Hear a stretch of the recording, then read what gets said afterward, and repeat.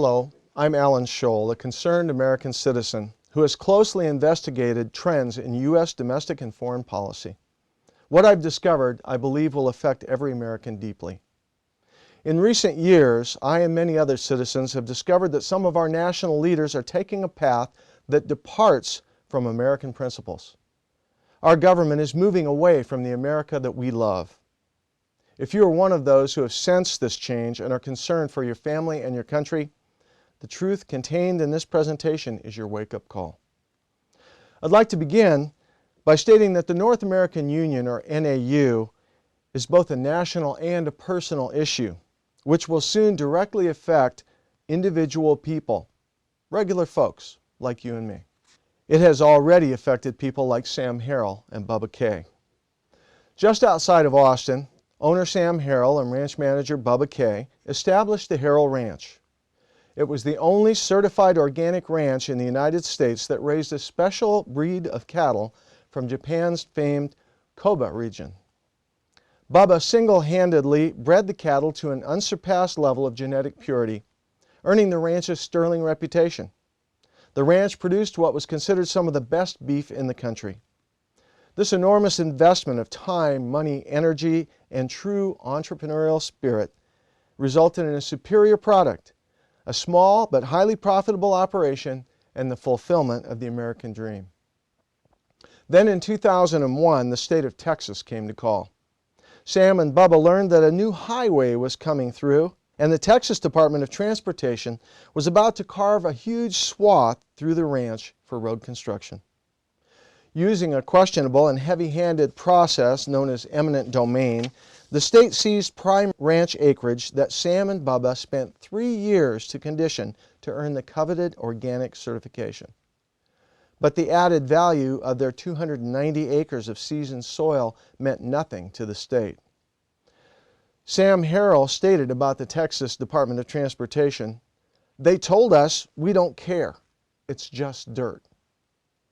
Despite many court battles, the once robust Harrell Ranch faces a grim future. Smack dab in the middle of the ranch, 174 acres have been lost to a wide and long slab of concrete. The Harrell Ranch is now a practically useless 116-acre divided plot. Quoting Sam again, "I didn't expect to be lied to by my own government. What has happened to America?" Unfortunately, the highway that ruined the Harrell Ranch is just one of a number of highways in the planning stage. Soon, 600 additional Texas landowners are about to become victims of eminent domain. They too will lose their land to freeways that will slice through the state from south to north. This network of concrete is called the Trans-Texas Corridors. And they are but segments of a colossal stream of superhighways planned to unify North America with NAFTA corridors. Opponents of the project have more accurately nicknamed it the Super Slab. In other words, the Super Slab is a giant highway system designed to integrate Mexico, the USA, and Canada. It's just one piece of an integration plan for North America. Based on the estimated construction cost of $31.4 million per mile, the 4,000-mile Texas section of the NAFTA corridors alone will cost $125 billion in taxpayer money just to build. Components of the Super Slab's infrastructure have already been built, such as the huge customs facility for Mexican goods in Kansas City. Meanwhile, more of the Super Slab continues to be poured in Texas and Kansas, more land being condemned, more soaring budgets waiting approval by state legislatures, and any concerns or potential problems that the NAFTA corridors invite are being bulldozed over. Turning to another government policy related to the development of a North American Union, we see that thousands of illegal immigrants are currently allowed to enter the U.S. every day. Invaders simply walk, swim, or even tunnel across the southern border. Undermanned and increasingly hamstrung U.S. Border Patrol agents watch helplessly. They can do little because politically correct procedures from administration and appointees are forced upon them. Recently, 2 Border Patrol agents, Ignacio Ramos and Jose Campion, who were simply doing their jobs, were railroaded into prison by false testimony from agents within the Homeland Security Department. The result of America's nearly unenforced border is a flooded American job market, drained public health services, overflowed public schools, and bloated school budgets.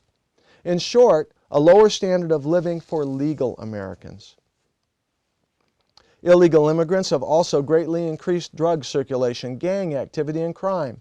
Meanwhile, legal Americans, whose chances of being robbed, raped, or murdered are increasing, are being forced to pay the rising costs. Unemployment and welfare, as well as police, court, and prison costs mount for those same illegals. Meanwhile, congressmen such as Arizona Representative Jeff Flake sponsor the Security Through Regularized Immigration and a Vibrant Economy, the STRIVE Act, which in reality is a blatant amnesty plan for as many as 30 million illegal aliens. When the first major amnesty plan was pushed through in 1986, it was claimed as a solution to the immigration problem. The problem is the amnesty is an incentive for even more illegals to migrate. It's like a huge come and get it sign. Estimates indicate that between 20 and 30 million illegals are already here inside our borders. But polls taken inside Mexico by the Pew Hispanic Center and reported in the August 2005 Tucson Citizen indicate that over 50 million additional Mexican citizens desire to flock to America. That spells one huge economic and social disaster for this nation. I've heard it said that rounding up and deporting illegal aliens would be too hard. But by simply ceasing to reward the illegals with jobs, benefits, and a safe haven, they would deport themselves. Yet the government ignores the cries of its citizens to enforce constitutional mandates to secure United States borders and repel foreign invasion. And as the total of illegals here now equals the size of the entire world's combined standing armies, illegal immigration certainly constitutes an invasion. Another major concern is the dire effects government-subsidized global trade pacts, such as the deceptively named free trade agreements, have on our economy. Today, across America, the move towards integration includes massive outsourcing of American jobs and industry to third world populations and to oppressive regimes. The advantage of virtual slave labor and a tightly controlled economic system is a boon to tyrants who don't even pretend to believe in the freedom that we enjoy. And American businesses are simply failing against preferential treatment for China. Due to technology export policies to nations who didn't pay the bill for research and development, American industries who did the R&D are now suffering huge losses.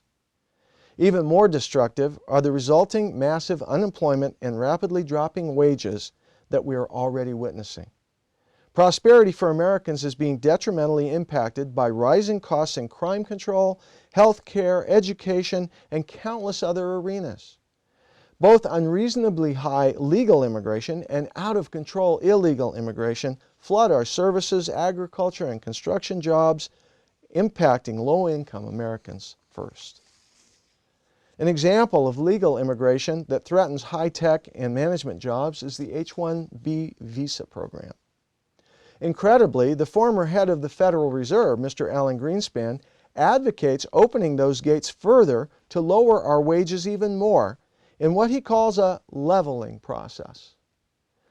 Some of you history buffs might recall that communism in its early days was first called leveling.